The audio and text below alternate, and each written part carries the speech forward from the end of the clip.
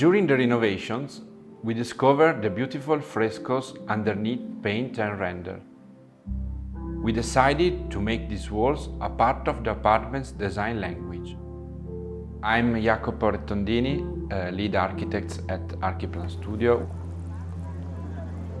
The building is located in the historical city center of Mantua, in the northern Italy region of Lombardy.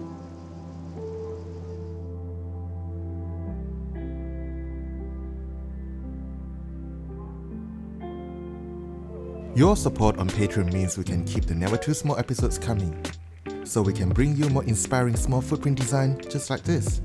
Find out more at patreon.com/nevertoosmall. The apartment is 36 square meters. The building was built in 15th century and has gone through a lot of transformation since then. It used to be the apartment for the client's grandma, but now her grandson lives here. The client brief was to divide the single apartment into two apartments. We decided to knock down the wall between the original rooms, created a new entrance. Then we added a bathroom, a sleeping cube, and the kitchen and dining area. All of these would be built around a cube that sits in the middle of the apartment. At the entrance, there is a pantry or a storage area where you can keep your keys and shoes.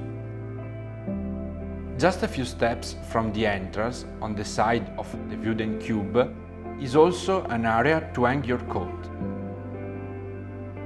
At one stage, the apartment resembled an archaeological site. We discovered the beautiful frescoes underneath paint and render. The walls underneath were scored and marked with signs of different ages, like something you will see in a museum. The living room is a combined space with the kitchen and dining room. We designed and made a long oak bench to sit by the window. We decorate it with objects, but it can also be an area where you can sit. We designed a simple kitchen that sits along the wall. The materials we used were wood painted in light grey for the cabinets and the brass finish for the lower section doors. We chose to go with an induction hob that can be mounted to the wall and place it on a counter when required. This frees up much needed kitchen counter space in a small apartment. The dining area sits along the wall of the cube. There is a floating bench seat integrated into the wall which doubles as a seat for the dining table. The dining table can be extended to sit up to 8 guests, and the bench against the wall can also be used as additional seating. The dining table can also be used as an office desk when working from home. Given the small size of the space and the particularity of the wall surfaces, it was immediately decided to create a central element, or the bedroom cube. Since the ceiling in the apartment is quite high, the cube does not go all the way to the ceiling. This helps visually by letting you see around the cube, but also helps with airflow around the apartment. Inside the cube is the bedroom. A double bed sits on top of a platform which has built-in storage that can be accessed at the end of the bed. There is an integrated bed head at the other end of the bed, and there is access to power points of both sides. Above the bed head, we built floating shelves all the way up for additional storage.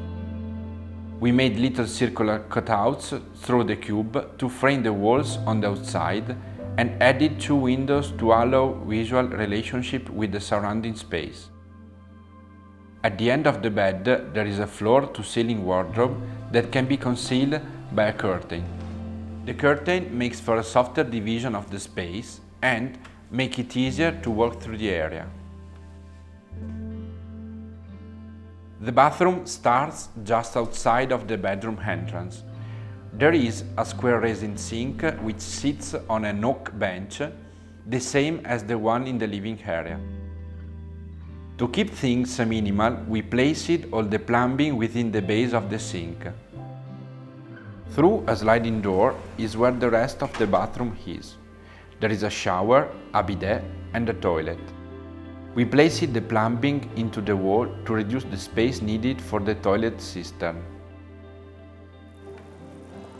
We think it's important to make custom furniture for these small spaces in order to make full use of the space and keep the design cohesive.